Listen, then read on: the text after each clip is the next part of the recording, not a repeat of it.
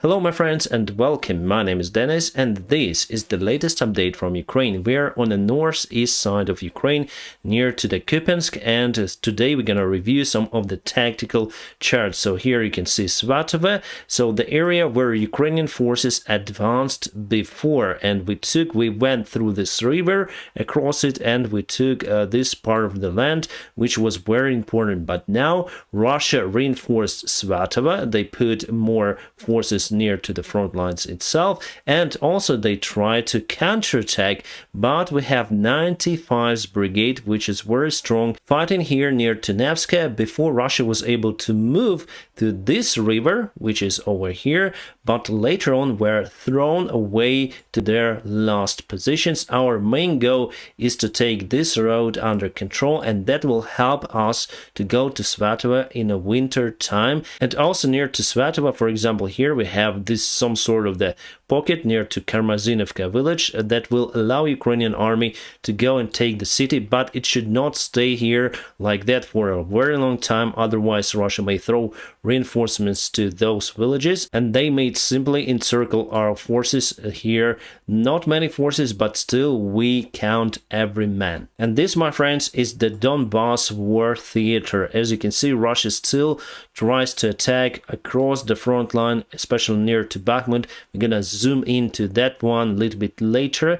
And today President Zelensky attended Slaviansk, which is not far away from the front line. So actually Russia might have used even the rocket artillery systems to target President Zelensky. I think it was the response from President Zelensky, since yesterday President Putin attended the Kerch bridge and checked out the repair job. So here, as you can see, all across the front lines, Russia is still attacking. So this is the Bakhmut city, and Russia continued their tries to get it encircled or partially take it from the eastern part, and they lose quite a lot of forces every day. And as you can see, the main attack force for Russians is Wagner army, and mostly they use nowadays ex-prisoners, so they just waste that cannon fodder, destroying it, killing it in Bakhmut city. And I wonder why it's not shown in this map, but Wagner soldiers moved closer to the city, taking the part of this park, and I don't know why we don't have this vector here. But anyways, Ukrainian defense is in a city itself. We were able to build it all across the city, except this part. As you can see, we are missing defense. That's why Russian soldiers decided to go from Andriivka village and go from this side to take Bakhmut from the western part. Obviously, that will not be successful because this terrain is not very flat. There are some hills, also there are some roads, rivers, and we also may attack or counterattack them from the western part as well, from this side. So my prediction, with the forces that they have, they are unable to take that city. And we also moved our soldiers from the Kherson direction to defend Bakhmut. So yes, for sure they will not take control all over the city. The worst thing for Ukraine, I think, that Wagner soldiers would take the part of the city, this one, all across the river that goes through the city, dividing it into two parts, so they may take this smaller part. About the Donetsk direction, you can see many vectors of the Russian attacks, but definitely no movement from their side. Yes, recently they took Opatna, it happened like 2 weeks ago, but since that time they didn't move further. The same if we speak for Vesela, Krasnohorivka. They attack every day, they fire artillery systems, but without any profit for them so far. And Russia uses their standard firewall tactics, so they use artillery systems, not like Ukrainian side when we occasionally fire towards the Russian positions, ammunition depots and warehouses. So we use drones to make it more precise, but Russia, they definitely fire lots of their artillery systems at the same time, and the second line they also fire them. They create the wall of fire, so I call it firewall. But this tactics has two of the disadvantages. First of all, they waste lots of resources, the ammunition shells.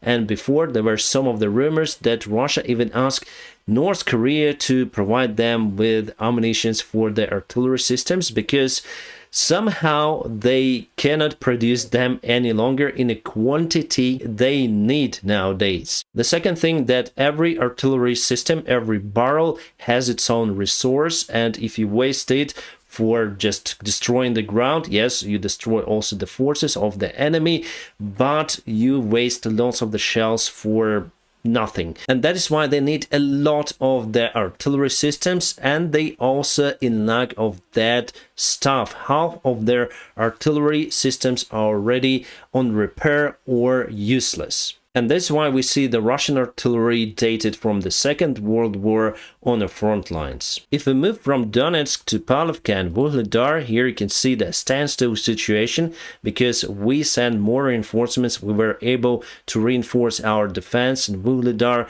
and Russia took Pavlovka, the part of it, around 3 weeks ago. So it was the huge fighting in that part, and I think it was for the first time that Russia used the trained mobilized soldiers brigade. Yes, they already used them before, but for the first time they created the brigade from all of the mobilized soldiers, and they waste around 500 of them and totally around 1,000 soldiers in attempt to take Pavlovka. They didn't take all of the village, so there were two of the major attacks on Pavlovka. First one was very chaotic. They went there, they see the resistance, they start to retreat, and those soldiers, the second line of the Russian soldiers, saw how soldiers are running on them, and they start to shoot. That's why they had so many losses in Pavlovka. And our soldiers are saying that there are lots of bodies just lying on the freezing ground. As for the Kherson region, my friends, as you can see, no any change. Forces are still keeping their brigades very close to the Dnieper River, even though Russia somehow, and I don't know why, put one of their brigade just to the sand pit of Oleshki. And now let's go to the latest news and events. Again, the Russian airfield, this time in Kursk. And here is the oil storage, the big one. Somehow it exploded and caught fire during the night and the daytime. I think there is not that much that firefighters may do to eliminate the oil fire. I guess they just waited for some time until the fire stopped there. And as you can see, long smoke from that airfield. The Kursk city is not far away, not that far compared to Saratov, Ruzzian that we are speaking about in our previous cases, in our previous video, but still far away from the front lines. And this photo came from the Engels Russian military airfield. Here definitely you can see the trace of the rocket that hit the apron very close, in very close proximity to Tupolev 95, and here you can see the fire foam around the airplane. So I guess they used those maybe fire machines to eliminate the fire that this airplane caught because of the damage. And as an aviation guy, I understand that Russia completely lost that airplane because they are no longer in production. And it also depends on the damages that this airplane, particular one, sustained. But in any case, it needs to go through the bureaucratic road and some tests to be repaired. It's not like the car, it's the very precise high-tech unit that is no longer in production. Actually, it's very old school, but still it's the piece of aviation, and everything should be done according to the manuals, and now it's impossible. Especially in Russia, then they don't have enough resources, but still they have many of those Tupolevs 95s, very old school, and probably I'm gonna show you the part of the cockpit. The Tupolev 95 NATO reporting name Bear is large 4-engine turboprop-powered strategic bomber and missile platform. First flown in 1952, the Tupolev 95 entered service with the long-range aviation of Soviet Air Forces in 1956 and expected to serve in Russian airspace forces until at least 2040. The aircraft has 4 Kuznetsov and K-12 engines with counter-rotating propellers. It is the only propeller-powered strategic bomber still in operation today. The Tupolev 95 is the loudest military aircraft, particularly because of the tips of propeller blades move faster than speed of sound. Its distinctive swept-back wings are set at an angle of 35 degrees. The Tupolev 95 is unique as propeller-driven aircraft with swept wings that has been built in large numbers. More than 500 of those were produced. Tupolev 95. It's the first time for me to get there. Wow! So you go through the nose landing gear entrance. So here you have the door for the crew. Wow, what a smell! Every Soviet aircraft smells like that. Wooden floor, exactly as on this pass bus that delivered me here. Oh, what is there? Probably it's for navigator. Oh no, it's for radio. Oh, maybe it's the guy who drummed the bombs. I know how to call the guy. Bomber or something. Whoa, it's like a room or a small carriage, and yeah, some of the cameras here. I'll drop my things over here for the first officer seat. Oh my god, this cockpit is so enormously huge.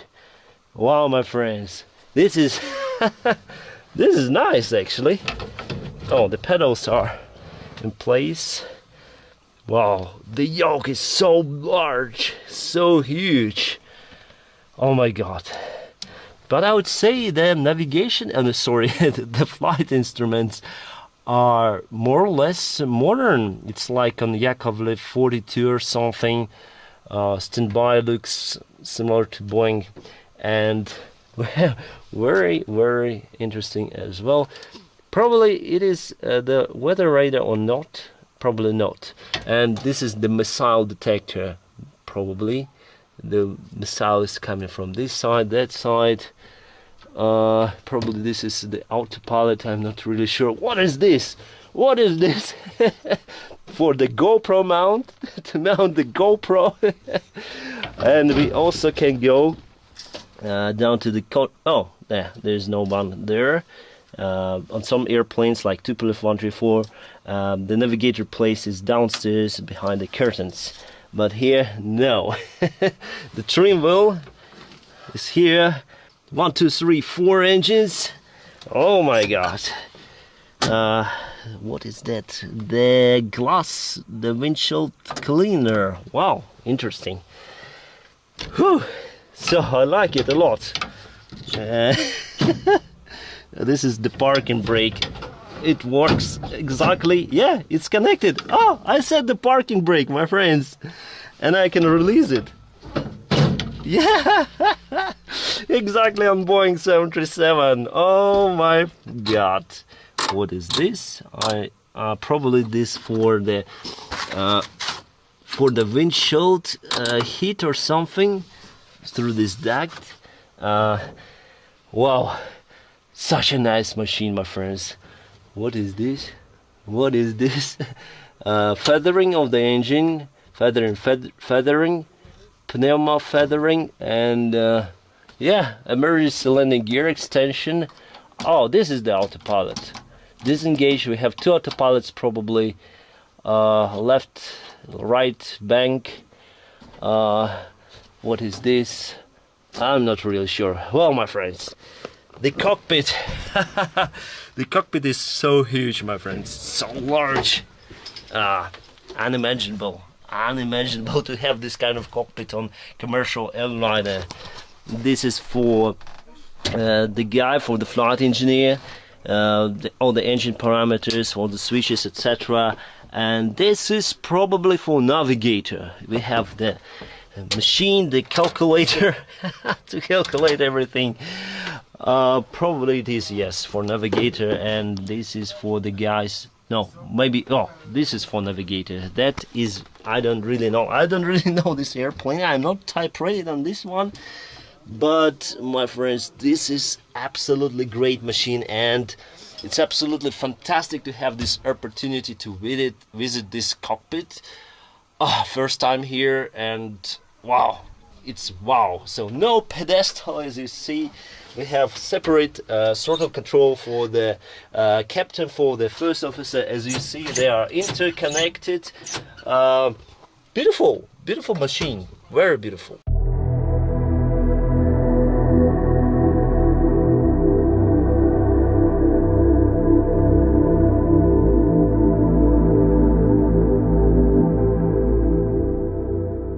I'm almost 100% sure that all of the planes that you see today, they will never fly again. From one point, I'm happy about it, because as I say to you, most of those planes, they used to deliver the mass destruction weapon to kill people. That is why I'm not really into military aviation. From other side, I can understand those birds. I feel that they have some kind of soul, you know. Those planes, they used to fly, and it will be absolutely great to see those planes just flying in the skies, not killing everyone, but just flying. I really like this kind of fighter jets, you know. They are so enormously powerful, they are so enormously maneuverable, and yeah, I would like to try to fly the fighter jet at least once in my life, my friends. Anthony Blinken said that Russia is looking for the false peace with Ukraine, and they gonna use that break in a war to collect more resources, to prepare more soldiers for the second big attack on Ukraine, I think including Kyiv, the capital of the city, because without Kyiv they cannot take Ukraine. And today, the 6th of December, the day of Ukrainian army, so my congratulations with your professional party, all of the soldiers of Ukrainian army who are fighting for our freedom, for the right to be Ukrainians. If we lose in this war, we're still gonna fight, but on Russian side against the Western countries, as Chechens do right now. So then they lost their war against Russia, they start to fight in other war in Ukraine. We don't need that. We have our friends on the West who help us a lot, especially with military help. Thank you so much for that, my friends. So no matter what, but we gonna win this war against the overwhelmingly big enemy as Russia. Russian tactical bomber Sukhoi-24 was shot down near to the Bakhmut. It's the second airplane in 2 consecutive days that was shot down at the same particular place. And here are the belongings of the guy, the personal of the crew, let's say. There are 2 pilots, one navigator, let's say, and the other one is piloting the airplane. So some kind of the food even, and those are the helmets. As you can see, they were not able to eject from the airplanes, and you may guess what happened to them. As for the helmets, they should not be sturdy, because they are aviation helmets. They need to protect the head against just some sort of the shocks and maybe some sort of the small impacts. And also they need to be quite light. So those are the Soviet Zesha 3, I think, helmets, and still okay. Well, this one is not okay because there are some cracks and maybe some sort of the debris inside. But definitely the model is okay. And here's the President Zelensky near to Slaviansk, not far away from the front lines. As you can see, some of the cars are passing on the background. It's saying that he is very close to his own people. Nothing, even the road was not blocked because of his visit, because people in general, we like President Zelensky. I'm gonna keep you updated on situation in Ukraine. Don't forget to press the like button, and if you want to support me financially, there are some links in the video description below. You may support me on Patreon, PayPal, or Donatello, whichever is more convenient for you. My friends, I wish you all a peaceful sky wherever you are. Have a great time.